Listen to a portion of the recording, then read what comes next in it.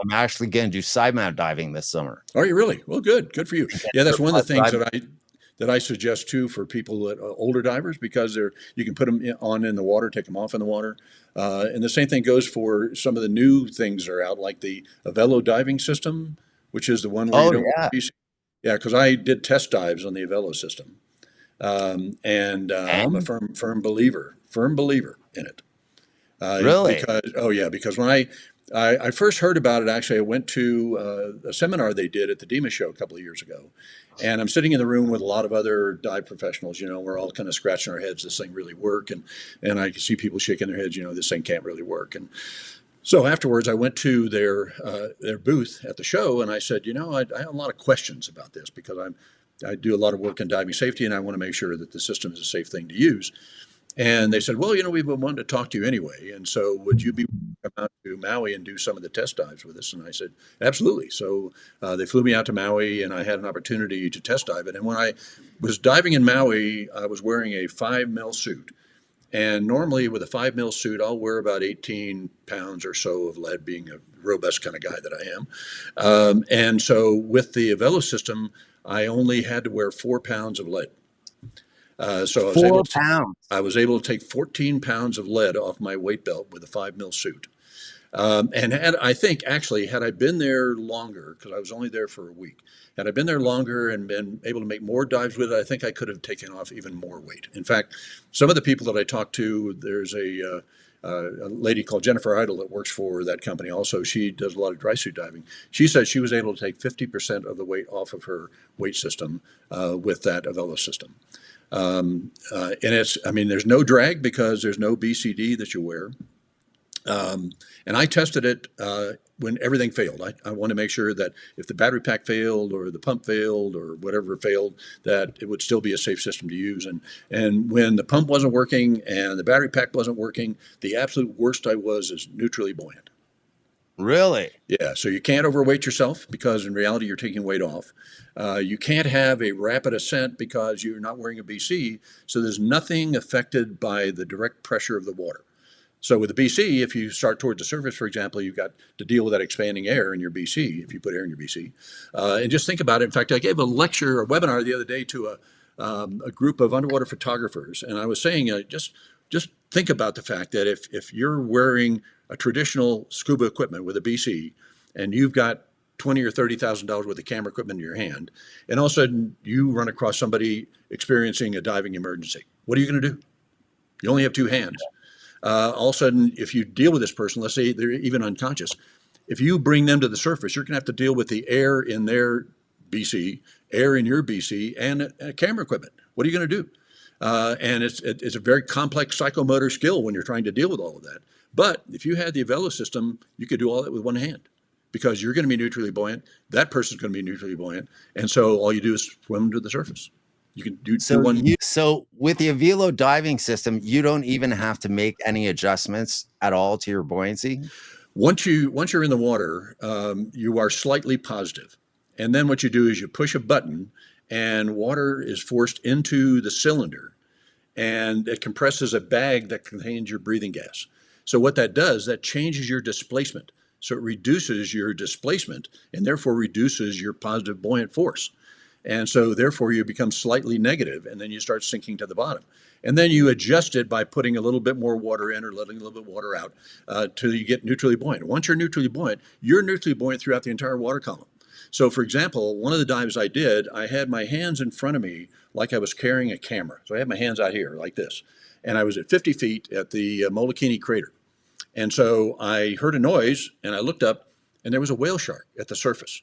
So with my hands in front of me like this, without touching anything else, I swam to the surface from 50 feet, back down to 50 feet again with no change in buoyancy at all. Wow. And one of the dives I did was to 95 feet. And I swam from 95 feet to my safety stop with no change in buoyancy at all. So if you were diving the Arabia, for example, you could go from the bottom 110 feet to your safety stop with no change in buoyancy at all. Wow. Yeah. And do you think they're going to start using the same type of system? Are they going to come out with like a double system or anything like that for it? Well, I asked them about that. I said, because there are some technical divers that I'm sure would like to have a system like that. And so they said that's one of the things they're considering and one of the plans they have to eventually do that. They right now have different centers around the world. They have one in Australia, they have one in Bonaire, they have one in Catalina, they have some in the Florida Keys, they have some in Europe. And so they're having these centers where you go to and you can take the course, because everybody has to take the course on how to use it, which is an online course that I reviewed and helped them write. And then you meet with an instructor, do a couple of dives with the system to familiarize yourself with it, so you can do some exercise with it, so the instructor knows that you really know what you're doing, and then you can just dive with it. And right now they're actually coming to the point where they're going to be selling the individual system to everybody rather than having it at the centers that you would rent. And But I'll tell you, how well, much are they? yeah, that's one of the things they're working on right now. I mean, it's a relatively expensive system, but when you consider the fact that when you have that, you don't need a BC. It also includes the back plate, which is called a jetpack, and the cylinder itself. So it's probably not a whole lot more than if you were to buy, the higher end of all of those things. And it's going to be a bit pricey, but when you consider what it does, because with no drag in the water, your air consumption goes down dramatically. Oh yeah. And the fact that even if everything were to go haywire, at the worst, you're neutrally buoyant. So when you swim to the surface, your safety stop, once your safety stop is over, you just evacuate the water out of the cylinder, which then makes you more buoyant because it gives you more buoyant force, and then you come to the surface and you're positively buoyant at the surface. I mean, it's just, Wow. and the cylinder itself can be filled to 4350, which modern day compressors can do that. And when it's completely filled to 4350, it actually has 106 cubic feet of air. And Really? it's not a whole lot. It's a little bit longer than a standard 80 because of the fact that it has the inlet for the pump is at the bottom of the cylinder. So there's a little cage there, plastic cage to protect that. So it's a little bit longer than a standard 80, but it's 15 pounds lighter than a standard 80. Really? Yeah. So when the dives that I did in Maui, I took 14 pounds of lead off my belt. I was 15 pounds lighter because of the cylinder. When I came up that ladder, I was nearly 30 pounds lighter. Whoa. Yeah. That would be a huge advantage Oh for my me. God. Yeah. For older people and for people with disabilities. I mean, and for everybody, actually, it's a game Oh changer. yeah. It really is. Yeah, no, it seems like a pretty awesome system. Yeah. I actually am interested in trying one out at some point. And I mean, like you said, the safety benefits of it, Oh, it seems oh, like it's going to definitely decrease diving accidents oh my with it. gosh. Yeah. You can't have a rapid ascent. You can't have a rapid descent. I mean, it's just, and one of the things I was actually, when I was at the DEMA show recently in Las Vegas, I actually went to a NAUI meeting that they had, and that's where they were talking about the Avelo system, because NAUI has actually embraced that system. So they asked me my opinion, and I said, well, one of the things that I learned when I became an instructor, the people that taught me become an instructor said that one thing you need to do is to gauge the people you certify by whether or not you would want that person to dive with the person you love the most. And so I applied the same thing, the same philosophy to equipment. So would I want the people that I love the most to wear the Velo system? Absolutely. I'd want them to use that and nothing else. Wow. Yeah. That says something right there, Yeah. especially with Yeah. all your years of experience diving. Yeah. I mean, it's really a game changer as far as diving safety is concerned, and diving efficiency and diving enjoyment, the same thing. And Yeah, I there's, mean, and the benefit of having so much less gear on you. Hi, everyone. Thanks for tuning in to the Deadfoot Diver. Subscribe and share. Your support means the world to me. If you'd like to contribute directly, you can do so at the link in the description at buymeacoffee.com/deadfootdiver. Every donation helps me work towards earning my adaptive dive buddy certification, travel costs to help me assist other adaptive divers, and covering further training and equipment costs, bringing you on even more exciting adventures. Don't forget to check out my guest links in the description. And remember, grab an adventure and live, and don't ever let a disability keep you down. oh yeah. And And wait, there's another company that I'm doing some consulting with called Divo. I don't know if you've heard of them. They're the ones that this system that it's not on the market yet, so it's still under development. But the system that they've developed is is a system that it's a modified power inflator that goes on your BC, that when you run out of air, or stop, excuse me, when you stop breathing for some number of seconds, 25, 35, 45 seconds, whatever the number they finally end up with, it automatically inflates your BC and brings you to the surface. So if you were to pass out underwater and stop breathing, it automatically inflates your BC and brings you to the surface. Also, if you get down to about 72 psi, it automatically inflates your BC so you don't run out of air underwater. Really? And you can override the system. So, for example, it would not be something I definitely want to use in a cave or inside of a shipwreck or something where they have an overhead environment. But you can override the system if something were to happen. But it really would prevent people from being lost. So divers, for example, that may have a cardiac event, which unfortunately is not uncommon in diving, and pass out underwater and stop breathing, all of a sudden they're brought to the surface. So that will help because you're a lot easier to deal with at the surface than you would be underwater. Because for one thing, you get lost underwater, people have to search for you, and so by the time they find you, it's probably too late to do anything. But this way, it'll bring the person to the surface, and at least their resuscitation efforts would be a lot more effective on the surface than trying to do it underwater. What about yeah, I mean, I can definitely see the advantages of that for sure, but what about the chances of it malfunctioning? Well, they're Because doing test obviously it's dives. got to have some sort of computer chip in it or something to No, it's control it. all done by pressure. Really? All done by pressure, and so there's no computer chip to go bad. There's no electronics to get salt water in to cause any kind of corrosion. It's all done with pressure.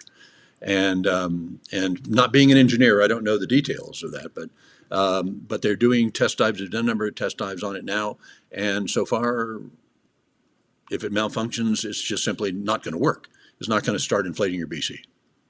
Oh, well, that's good at least. Yeah, So yeah, yeah, because that would be my only concern with something like that is oh if yeah. it malfunctioned and then all of a sudden you're rocking up to the surface. Yeah, well, I mean, if it were to malfunction, for example, it's likely to be slow. It's not going to be a rapid expansion, so it's not going to be like a CO2 cartridge or something like that going off there.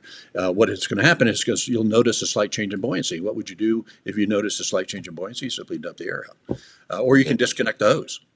So there are a lot of things that you can do to mitigate it. If in the absolute worst case scenario, in case it would start to inflate, simply disconnect the inflator or dump the air Yeah. out. What are your thoughts on how technical diving has come into more of a mainstream with diving, shall we say? And like, I think one of the big things, well, I mean, I was shocked at first when I went to Mexico a year ago because the first thing I did was look at the dive charter boat, and they had like 4 boats going out, and there were maybe 2 people on all 4 boats that weren't diving nitrox. Yeah. Well, Voodoo gal. I'm an absolute 100% believer in nitrox. I'm actually nitrox instructor number 10. Really? Yeah, because I got certified as a nitrox instructor in 1988, I think it was. Um, Wow. and I was there when all that controversy about being voodoo gas and nitrox vendors were not allowed in the DEMA show and all that nonsense was going on. But when I do that webinar, I talk about the safety issues for the older diver. That's one thing I absolutely recommend, that they use nitrox while keeping their computer on the air setting. I have not dived air in probably 7 or 8 years, maybe longer. My dive computer has never been off the air setting. All the dives Really? all the dives I did in Cuba were all done on 32%, around 32% nitrox. And my computer never came off the air setting, and it never will come off the air setting. Because Really?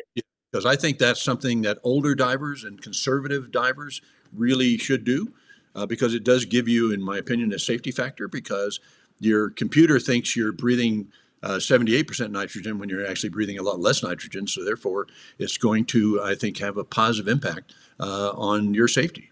It may limit what you do, but that's okay with me because I don't do deep dives anyway, and I don't do dives that are likely to go beyond the limits of safety for your oxygen tolerance. But I think it's something that people should do. I'm a firm believer in nitrox. Yeah, I'd actually love to watch one of your webinars on diving for older people because I mean I'm 55, so I'm not exactly young anymore. And not exactly old either. So, No, but I do these webinars. Actually, I do them. They're free. I don't charge anything for them, and I do webinars on the older diver. I also have a webinar called "Mistakes Divers Make," and in both those webinars, I talk about nitrox with the air tables or air computers, and I also do. Excuse me. Also do other. Pardon me. Um, Also do webinars on. Excuse me just a second. yep.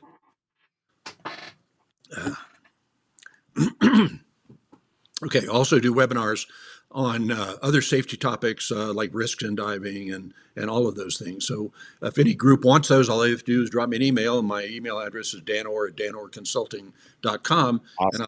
I'll be happy to do that. In fact, I've got 3 webinars that are set up for the next couple of months that I'm doing for people. And I did, during COVID, actually, I did almost 50 webinars for people. Wow. So I do them anytime anybody wants one, I'll do one. Yeah, yeah, definitely. I'd like to watch those for sure.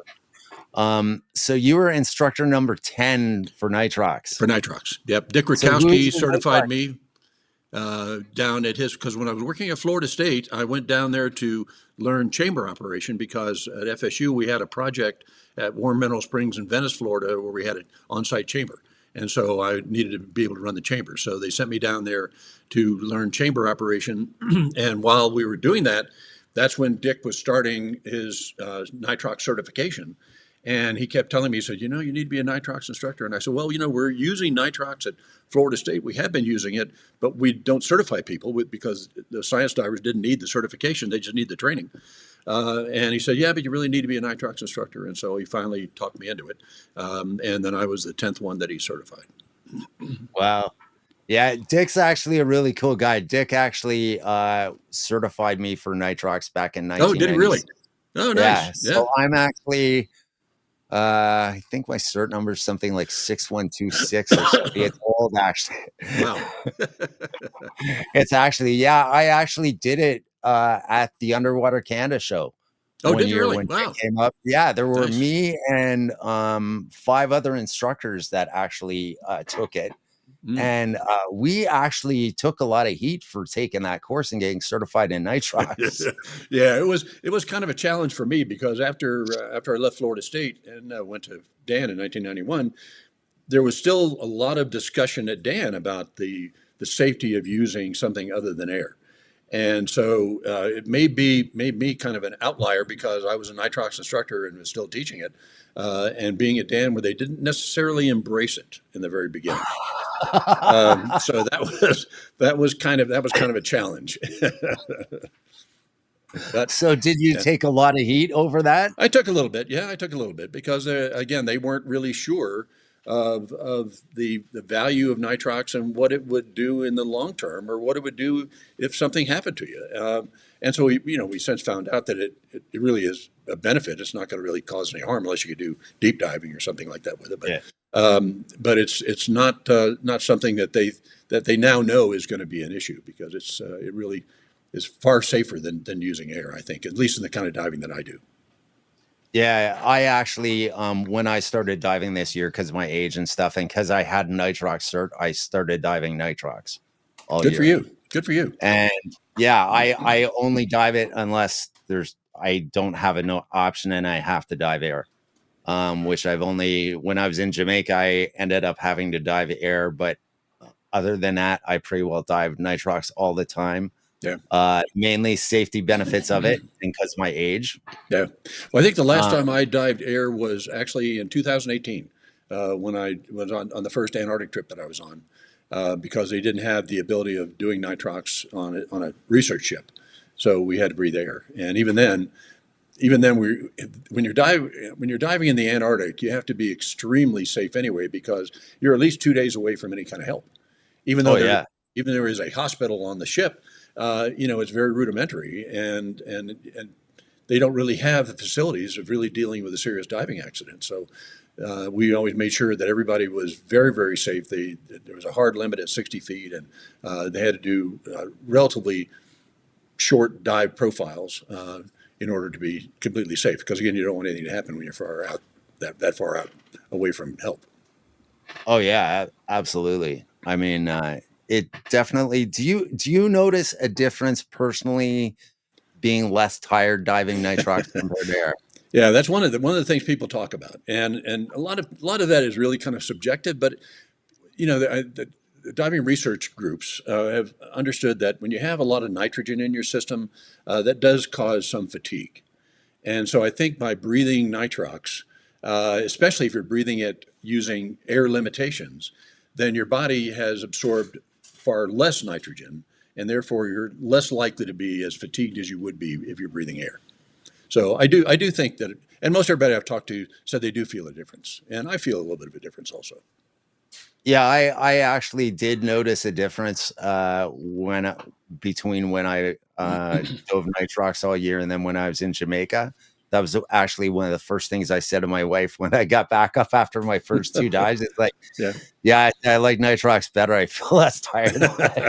Well, good. Yeah. I mean, you really want it to be less tired. I mean, and I think sometimes people lose, I guess, contact with the fact that diving should be tremendously enjoyable. I mean, that's the reason we're doing it and having a great time. And if you can do something that's going to make you less tired, then you enjoy it more. So, oh Yeah. yeah, and for one thing, I my philosophy is I don't do a lot of work on a dive. I don't want to do a lot of work on a dive. If I'm doing some work, I really am doing something wrong.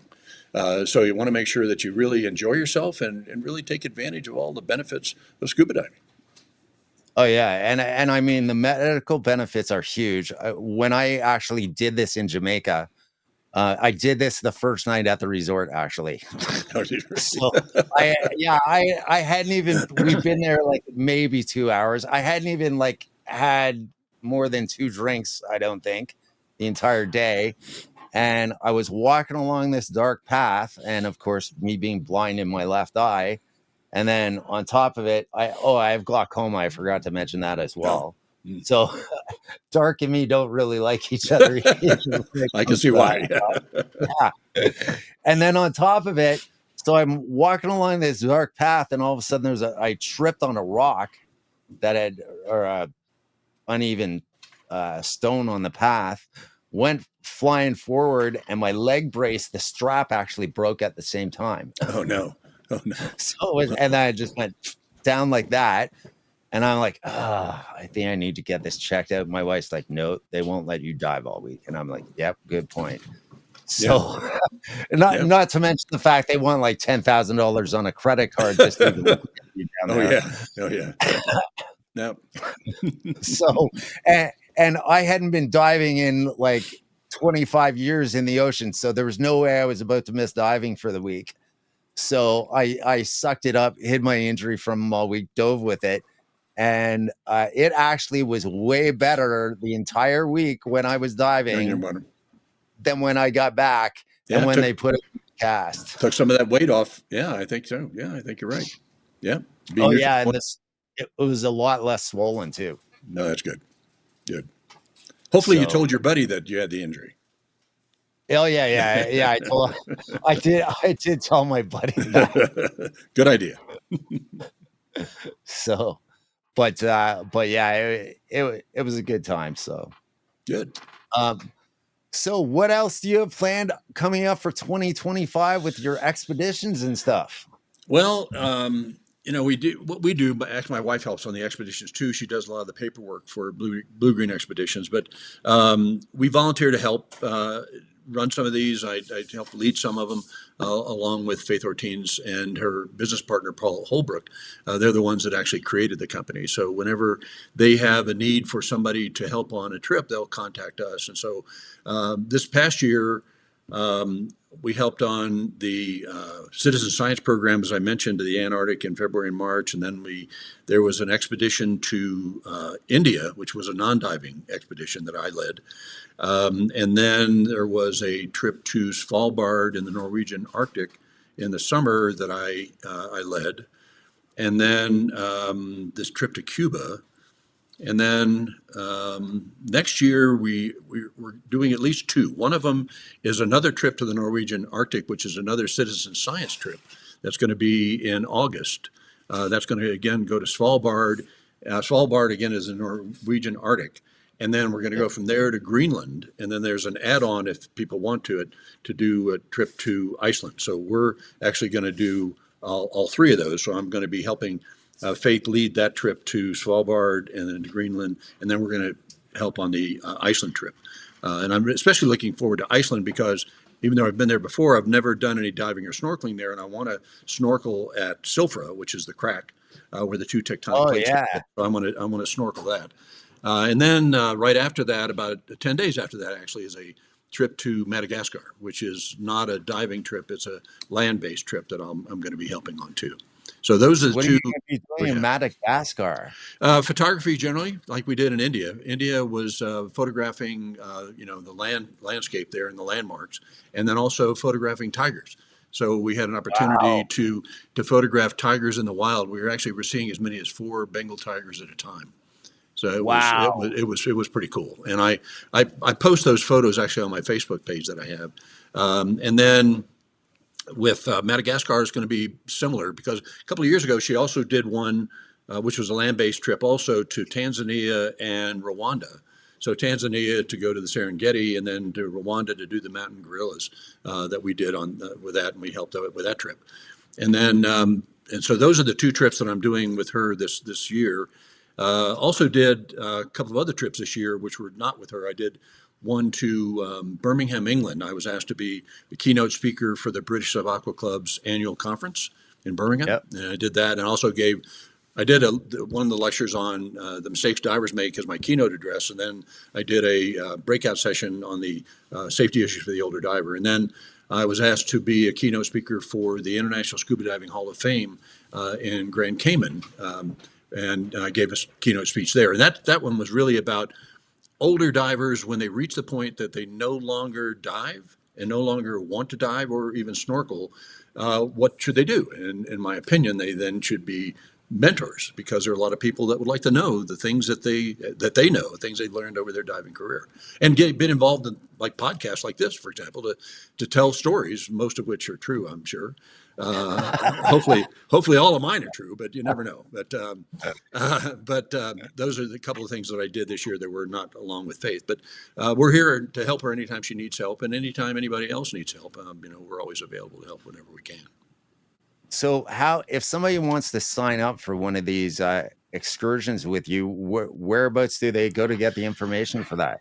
Well, they can go to the Blue Green Expeditions website, which is www.bluegreenexpeditions with an S expeditions.com, and those trips are listed there. Or if they can't find that, then just drop me an email. I'll be happy to connect them with Faith on these things. And there are some trips that I go on. There's some trips that other people lead. For example, a lady named Nancy McGee leads some trips. Diana Hollingshead leads some trips, and there are others that lead trips as well. And on this trip to Cuba, we actually had a special guest, which was Christina Zanato, the lady who deals with sharks in the Oh Bahamas. yeah. And her husband, Kevin Lorenzen, he was there. And so they were our special guests on this trip. And so they gave a couple of lectures about how to do photography and videography underwater and how to deal with sharks underwater. Wow, cool. Yeah. That'd be awesome. I Yes. will. By the way, all the links to all of Dan's stuff is going to be down below here, so Okay, that and you also they can. can also for my articles they can actually go to the Scuba Diving Industry Magazine website because I do a monthly article on diving safety in their magazine. Oh, awesome. Okay, yeah, I'll make sure that I put that in there as well. And if they So, want to, they can subscribe to Scuba Diving Industry Magazine because it's a free subscription. I mean, they don't have to pay for it. And it's a great magazine. oh, cool. Yeah. Even better. Yeah, Awesome. it is. Free is always good. And there aren't a lot Diving's of not things that are cheap, so free. anything Yeah. free with diving's good. That's right. Every time I walk into a dive store, it's like, oh my god. I, I, know. it used to be bad when I was racing motocross because it'd be the same thing. I'd go in and it'd be like, okay, yeah, well, I need this. Yeah, I Diving know. just takes it to a whole nother level. I know how it is. Every time you get involved in anything, diving is the same way. I mean, when I first got involved in diving, I wanted everything. I bought everything, and I still buy things. And I do a lot of photography now, so I'm buying all kinds of photography equipment. Every time you turn around, there's always some new innovation, new piece of equipment that you have to buy. Of course. Well, thank you very much, Dan. It has been an absolute pleasure having you on today. Well, Kurt, thank I'm you very so much. It glad has you been a took the pleasure time. for me as well. Thank you. Well, thank you. And remember, guys, thanks for tuning in. Thanks for watching the Deadfoot Diver podcast. And remember to like, subscribe, and donate. Take care and have a great